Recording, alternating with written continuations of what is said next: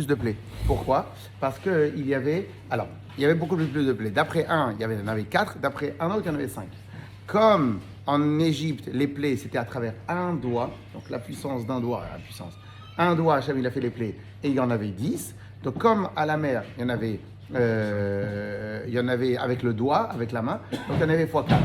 Et comme on en a qui disent qu'en Égypte, il y en a eu 4 à chaque plaie, il y en a un qui a dit qu'il y en avait 5 à chaque plaie. Ok? Donc en fin de compte. Alors maintenant, la question que je vais vous poser maintenant, d'après vous, comment c'est possible que dans une plaie, il y en avait 4?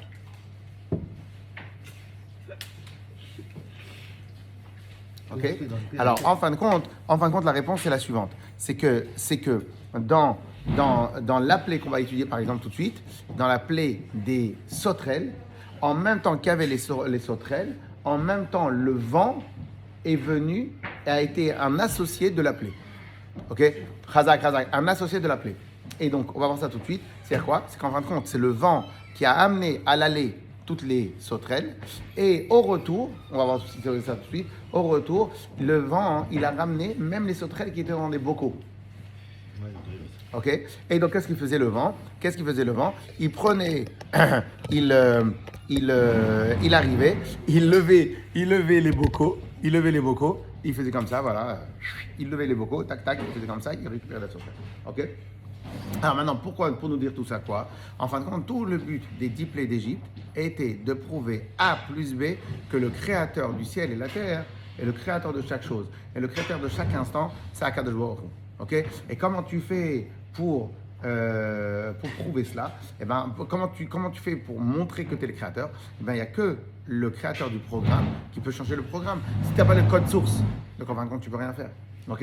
Et donc en fin de compte, ça c'est le but. Et donc en fin de compte, Akadosh Baruch Hu, il a utilisé dans les 10 plaies, il a utilisé le règne animal, les insectes, les 4 éléments, la terre à travers les poux, à travers la terre, l'eau, le dam, ok, le feu, le vent et le vent dans cette montée. Ok?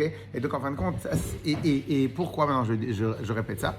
Parce que nous tous, on a un vrai problème. C'est le Yetzer Hara, il essaie tout le temps de nous attraper sur quoi? Il essaie de nous attraper sur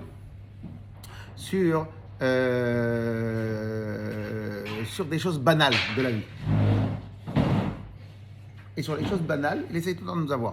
Il n'essaye pas de nous avoir sur la naissance, j'ai pas d'enfant, j'ai prié, Hachem m'a donné un enfant, etc. Sur ça, quand c'est visible, ah ben, on n'a pas de Yetzer Hara. Par contre, des fois on a Yetzer Hara sur quoi? Sur la vie courante. Ok? Je marche dans la rue, mon chapeau il saute. Ok? Ben je dis pas ça, Hachem, je dis c'est le vent. Et comme je l'ai dit souvent au travail, quand en fin de compte t'as mal à la tête, tu prends un Doliprane. Tu fais pas Tehillim. Pourquoi tu fais pas Tehillim? Pourquoi ton réflexe c'est pas de faire Tehillim? Parce que les cigarettes, tu dis pas faire. Pourquoi ton réflexe c'est pas de faire Tehillim? Il sert à rien, pour la cacher c'est mieux. Pourquoi ton réflexe c'est pas de faire Tehillim? Hachem, il a aussi donné des médicaments, il a aussi donné... Il n'y a aucun problème. Pourquoi ton réflexe c'est pas de faire Tehillim? Pourquoi? La réponse elle est parce que c'est un mikré. En hébreu, c'est-à-dire c'est une coïncidence, c'est comme ça la vie, j'ai mal mangé hier soir, j'ai pas de... Tu donnes plein d'explications rationnelles. Et comme en même temps, ils ont donné un médicament qui fonctionne, donc tu n'as même pas besoin d'implorer à Kadosh Baruch Hu, s'il te plaît Hachem, organise-moi pour pas que j'ai mal à la tête. Pourquoi? Parce qu'étant donné que c'est du courant, le courant devient du banal, et ben quand on banalise quelque chose, et ben qu'est-ce qui se passe? Et ben automatiquement, on n'a plus à ce moment-là, on ne ressent pas le besoin d'aller demander à Hachem, qu'est-ce que tu m'as fait? C'est naturel, ok? C'est exactement ça. Et en fin de compte, pourquoi? Parce que si maintenant, je te donne un exemple, imagine maintenant que tu veux rentrer dans une salle ici. Bah, tu sais que dans une salle, pour avoir les clés, il faut aller demander à la personne qui a la clé. Ok, on est d'accord. Maintenant, si tu penses qu'il n'y a pas du tout de balabait ici, tu penses qu'il n'y a pas de responsable ici, bah, tu ne vas pas demander la clé à personne. On est d'accord ou pas?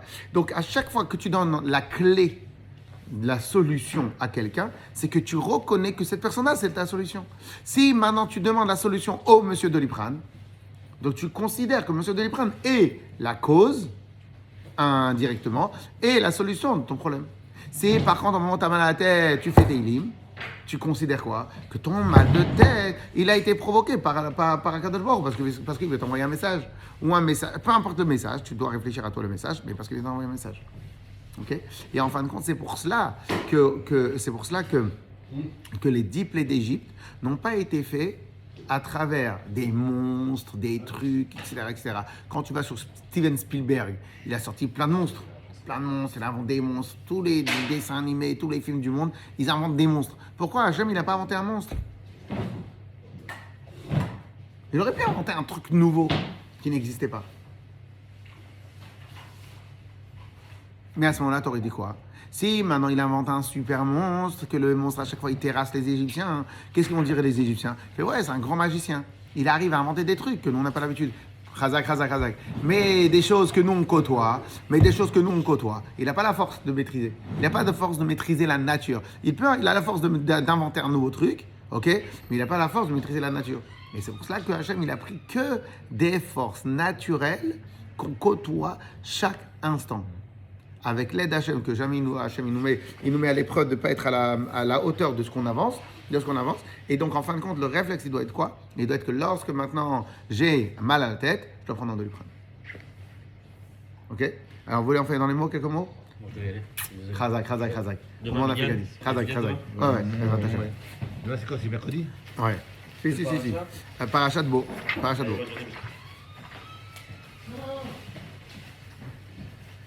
Le code de la porte. Hein? Le code Tu as mon numéro de Je vais téléphone? appeler sans moi. Non, tu as mon numéro de portable?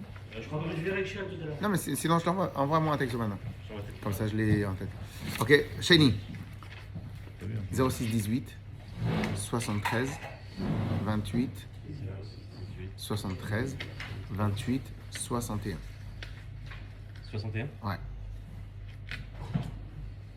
Yes? Tu m'envoies un texto et je te réponds. Voilà. Chazak. Alors, Vayomer Hashem el Moshe, Nete yadecha al Eretz Mitzrayim ba'arbe. Et donc, étends ta main ba'arbe pour la plaie des sauterelles, Vayal al Eretz Mitzrayim, et la plaie des sauterelles, elle va monter sur la terre d'Égypte. Yochal et kol eseva haaretz. Donc, ils sont sortis d'Égypte. Ils ont laissé pas un champ de bataille, ils ont laissé pas un champ de bataille, un champ de ruines. Et kol asher yishera barad. Tout ce que la barad, la grêle, elle a laissé. Pourquoi? Parce qu'en fin de compte, la grêle, qu'est-ce qu'elle pouvait casser la grêle? Que les choses qui étaient dures. Toutes les choses qui étaient mous, ils ne pouvaient pas casser. Parce qu'en fin de compte, la grêle, elle tombe sur une herbe, et la grêle herbe, elle ne se casse pas. On est d'accord?